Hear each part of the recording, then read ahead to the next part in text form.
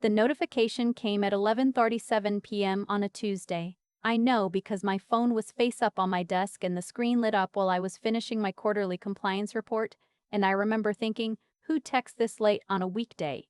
It was my mother. A photo. My brother standing in front of a cake with sparklers, grinning the way he does when he knows someone has a camera on him. Happy 30th to our favorite son, she had written in the caption with 3 balloon emojis, not in the family group chat. A direct message. To me specifically, which meant she had thought about it, which meant she had decided, consciously, that this was a thing she wanted me to see. My licensing exam was in 9 hours. I had been studying for the CPA exam for 14 months. Not casually. The way you study when you are a first-generation college graduate whose parents worked double shifts so you could go to a state school on scholarship, and you have decided that accounting is your way out of the particular economic fragility you grew up watching. I had taken 3 of the 4 sections already: auditing, financial accounting, business environment. Passed all 3 on the first attempt, which fewer than half of test takers do. The 4th section, regulation, was the hardest. Federal taxation, business law, ethics. I had a binder with color-coded tabs. I had taken 2 weeks of vacation from my job at the firm to do nothing but study. My exam was scheduled for 9 in the morning at the testing center downtown. My brother's 30th birthday party had been that evening. I had told my mother 6 weeks earlier that I could not come. I had explained, calmly and with what I thought was sufficient detail, that the exam was the next morning, that the testing center did not reschedule without forfeiture of the exam fee, that I had been preparing for this for over a year. She had said she understood. She had said family is family, but she understood. The photo had 42 likes already. My aunt had commented, "Best family ever." My father had commented, "Proud of this boy every single day." I put my phone face down and went back to my notes on partnership taxation. But I had already read the same paragraph 4 times without retaining a single word, so eventually I just closed the binder and sat there in the dark with my review flashcards fanned out across the desk like I was about to do a card trick for nobody. Before I go further, let me ask you something. Have you ever tried to explain to your own family why something mattered to you and watched their faces do that thing? That small, polite rearrangement where they are technically listening but not actually receiving anything you are saying. I had been fluent in that expression my whole life. I just had not understood until that Tuesday night that fluency goes both ways. I grew up in a house where my brother Cody was the one who filled a room. Not because he was louder, though he was, but because my parents had a different quality of attention when he was present. Warmer. More available. I noticed it young the way kids notice everything, before they have the vocabulary to name it. Cody's middling report cards were met with, "Well, he works hard." My honor roll was met with, "Make sure you're sleeping enough." Cody's DUI at 22 was a rough patch. My graduate school acceptance was, "Are you sure that's practical? You already have a job." I do not think my parents are bad people. I want to say that clearly because this story is not about villains. It is about the quieter damage that accumulates when love is distributed unevenly over a long period of time, and about what happens when you finally stop pretending the distribution is equal. I passed the exam. Not by a comfortable margin, not the way I had passed the first 3. I sat in that testing center the next morning running on 5 hours of sleep and something that was not quite adrenaline and not quite anger but lived in the same neighborhood, and I answered 76 questions about federal tax code and business law, and I passed. I called no one immediately after. I sat in my car in the parking garage for about 20 minutes and then I drove home, changed out of my interview clothes and made a grilled cheese sandwich. I did not text my mother. I did not post anything. I sat at my kitchen table and ate my sandwich and felt the specific flat exhaustion of having achieved something in front of no audience at all. The family group chat was still active when I finally checked my phone. More birthday photos from the night before. My brother holding a beer with a paper crown on his head, my mother laughing at something off camera. The full-body laugh she does at parties when she is relaxed and happy. My father with his arm around my brother, face turned toward him, proud in the unguarded way that parents are when they do not realize the photo is being taken. I typed, "Passed my CPA exam this morning." I stared at it for a moment. Then I sent it. My father responded 6 hours later. "Good job, kiddo." My aunt sent a thumbs up. My brother sent a confetti emoji. My mother did not respond until the next day, and when she did, she wrote, "We knew you would," and went immediately into asking whether I would be at Easter. A few weeks after the exam, I got a message from a woman named Gretchen Adler, a senior partner at a mid-size regional firm in Asheville, North Carolina. She had found my name through a mutual contact at a conference. The firm did forensic accounting and financial investigation work, mostly litigation support and fraud examination. She had an opening for someone with my credentials, and she thought, based on what she had heard, that I might be a fit. The work was the kind I had been angling toward for 2 years at my current firm, without getting traction. My boss there was not obstructionist about it, just uninterested. That work went to the 2 senior associates who had been there longer and played golf. Asheville was 5 hours from where I grew up. 5 hours from the house where my parents still lived, where my brother had moved back into the basement after the rough patch, and then stayed through his late 20s in a way that had gradually stopped being temporary. 5 hours was far enough to be a decision. I had been hesitating for a reason I could not fully articulate at the time but can name now. There is a particular trap that overlooked children fall into, and it is this. You keep living within driving distance of the people who undervalue you because some part of you believes that proximity will eventually produce proof. That if you stay close enough, if you are available enough, if you achieve enough within their line of sight, eventually the accounting will correct itself and they will see you accurately. I had been running that experiment for 31 years. The results were consistent. I was not sure what additional data I needed. I accepted Gretchen's offer. I told her I could start in 8 weeks. I gave my notice at the firm the following Monday. My boss shook my hand and said, "Forensic work. That's serious," and seemed genuinely pleased for me in the uncomplicated way of someone who had never been personally invested in my staying. I told my parents by phone that evening. My mother's first question was whether Asheville had good hospitals, as though I was moving there to be sick. My father asked if the pay was better, and when I said yes, he said, "Well, that's something." My brother was in the background, and I heard him say, "Asheville's cool, there's good breweries," which was the most enthusiastic response I received from anyone in my family that evening. I did not make a ceremony of the move. I packed my apartment over 2 weekends, rented a truck, and drove south with my houseplants in the passenger seat and a playlist I had been building for months for exactly this occasion. I found an apartment near the French Broad River with high ceilings and a clawfoot tub and a landlord named Mr. Calotter Pickett, who was 73 years old and brought me a jar of honey from his backyard hive when I signed the lease. That jar of honey felt like a better welcome than anything I had received from my family in recent memory. Gretchen's firm, Adler Graywell, occupied the 3rd floor of a converted textile building downtown. The team was 11 people, most of them lateral hires from larger firms who had wanted the kind of work that big institutional practices never quite let junior people touch. My first week, Gretchen handed me a case file and said, "We think there's something wrong in the reconciliation, but the client's lawyers are saying it's clerical. I want you read by Thursday." I gave it to her by Wednesday. She read my memo, made 2 margin notes, and said, "You're going to be fine here." I had been at the firm for 5 months when a case came in that I almost had to recuse myself from entirely.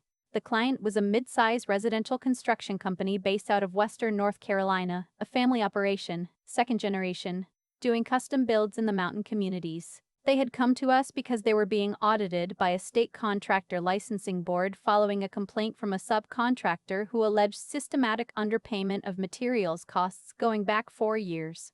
Standard enough, except that when I pulled the contractor license registration and the listed principals, one of the names was familiar. Not my family. Not directly. But my mother's brother, my uncle, had a material supply business that I knew had been expanding into residential construction partnerships. I had heard about it at Christmas 2 years ago when everyone was still speaking normally, and my uncle had talked at length about some new arrangement he was getting into in the western part of the state. I sat with the file for a long time before I said anything. Then I went to Gretchen and laid it out in full. My uncle's business name, the potential connection, the Christmas conversation. The fact that I could not verify yet whether the connection was direct or incidental. I told her I thought I needed to be recused from the document review portion at minimum until we knew the shape of the conflict. She asked 3 questions. She wrote something down. Then she said, "Pull the corporate filings tonight. Let's see what we're actually dealing with before we restructure the team." And then she said, "Thank you for coming to me immediately." The corporate filings were clear enough. My uncle's supply company, Renforth Materials, was listed as a named subcontractor in 11 of the projects under review. Not the central party, but present in a way that touched directly on the underpayment allegations. The amounts were not small. My conflict disclosure took about 40 minutes to write. I was precise and I was thorough, and I handed it to Gretchen the next morning, and she processed my recusal from the financial document review within the hour. I was moved to a parallel track, supporting the legal timeline analysis, which touched the case but not the records directly connected to Renforth. That night, I called my uncle. He answered on the 3rd ring. We had not spoken since Christmas, not out of conflict, just out of the natural drift that happens when extended family doesn't make deliberate effort. I told him what our firm had been retained to do. I told him that his company appeared in the records. I told him that I was recused from the relevant portions, but that the review was proceeding and that if there were discrepancies in the materials billing, they were going to be found. I told him the responsible thing was to retain his own counsel and do an internal review before our report was complete. There was a long pause. Then he said, "You're working against your own family." I said, "I'm not working against anyone. I'm telling you what's coming so you have time to respond to it correctly." He said, "Does your mother know you're doing this?" I said, "I'm doing my job, and I'm giving you information that I'm not obligated to give you. You can do what you want with it." He hung up.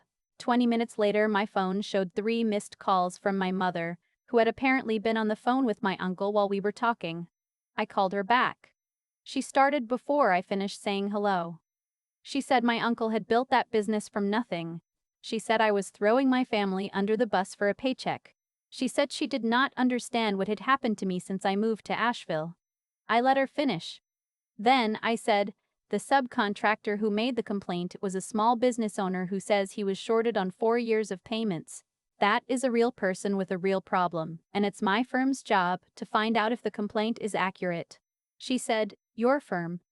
Like that was the problem. Like I had been replaced by my employment. My father got on the line. He said, "You've always had a way of making yourself the center of things." I almost laughed. I said, "I called to give Uncle a heads up before the report goes out. That's the opposite of making myself the center." He said something I won't repeat, and then he said, "Your brother would never do this to this family." And I said, "I know, and I meant it both ways," and then I ended the call. I slept better than I expected to. The investigation moved at the pace of bureaucratic processes when the documentation is organized and nobody is actively obstructing. Renforth Materials was found to have billed materials costs at a consistent 15 to 20% markup above actual vendor invoices on 9 of the 11 projects. It was not the largest number our firm had ever seen. It was enough. My uncle's attorney negotiated a settlement that included repayment to the construction company and a 3-year monitoring period on any future state-licensed work. I was not listed as a primary analyst on the case. My contribution was the timeline work, which was noted internally but not in the public-facing report. My name did not appear anywhere near the Renforth finding. I had made sure the wall between my work and the conflict was clean, and Gretchen had made sure the documentation reflected that. My mother sent me a letter. On paper, in her handwriting, which she only does at Christmas and for condolences. She said my uncle was devastated. She said my father had been having chest pains, which was a thing she said sometimes when she wanted me to feel responsible for the physical condition of the people I had disappointed. She said she did not understand why I had to get involved. Near the bottom, in smaller letters, cramped, like she had run out of room or courage, she wrote, "Sometimes I think we didn't pay enough attention to what you were building. I don't know if it's too late to do better." I read that sentence a number of times. I noticed it was not an apology. I noticed it was the first thing she had said to me in years that acknowledged a pattern rather than an incident. I noticed it had arrived only after consequence had created the space where honesty could fit. I wrote back. I thanked her for the letter. I told her I was not trying to hurt the family. I told her I'd call my uncle in advance because I thought he deserved the chance to respond properly, not because I was obligated to. I told her I was open to honest conversations about our family, not the kind where we agree to forget things that happened, but the kind where we actually talk about them. I told her I hoped she was well. I signed it with my full name. I have not had the honest conversation yet. Maybe we will. Maybe we won't. I have stopped organizing my life around the possibility. What I have done in the 14 months since I moved to Asheville is this. I bought a second-hand road bike and started riding the mountain routes on weekends, badly at first and then less badly. I joined a book club that meets on Thursday evenings at a wine bar 2 blocks from my apartment, and I have actual friends there now, the kind you make in your 30s when you have stopped performing and started just being whoever you actually are. I got promoted to senior associate at Adler Graywell 6 months ahead of the standard timeline, and Gretchen told me in my review that my conflict disclosure on the Renforth case was one of the cleaner examples of professional integrity she had seen from someone at my level, which I wrote down and kept. My brother texted me last month. Just a link to a news article about a hiking trail near Asheville with the message, "Heard this one's good." I replied that I had ridden past the trailhead a few times. That was the whole conversation, and I found, somewhat to my own surprise, that it was enough. Here's what I know now that I did not understand at 31, sitting at my kitchen table eating a grilled cheese sandwich after passing an exam that nobody in my family had stayed up to wait for news about. The people who were supposed to be your front row do not always show up. Sometimes the front row is a landlord with a jar of honey, or a senior partner who says thank you for telling me immediately, or a woman in a book club who saves you a seat without being asked. You do not have to keep performing for an audience that has consistently chosen other shows. The other thing I know is this. Doing the right thing in your professional life, the precise, documented, conflict-disclosed, ethically clean right thing, does not require that your family understand it, or approve of it, or even survive it intact. You do not owe anyone a version of your integrity that is convenient for them. You owe the subcontractor, who was shorted for 4 years in honest accounting.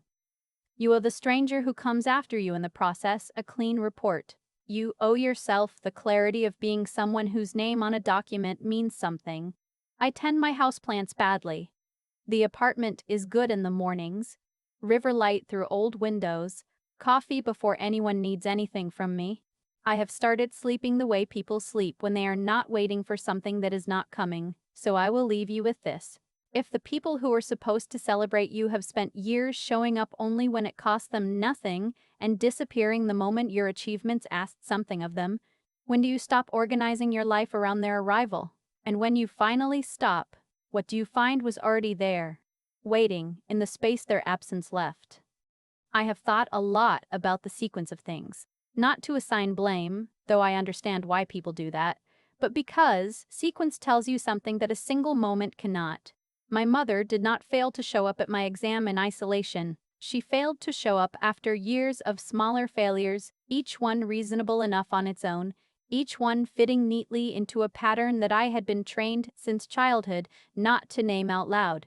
That is the thing about the kind of family dynamic I grew up in. It does not announce itself. It does not come with clear evidence you can point to.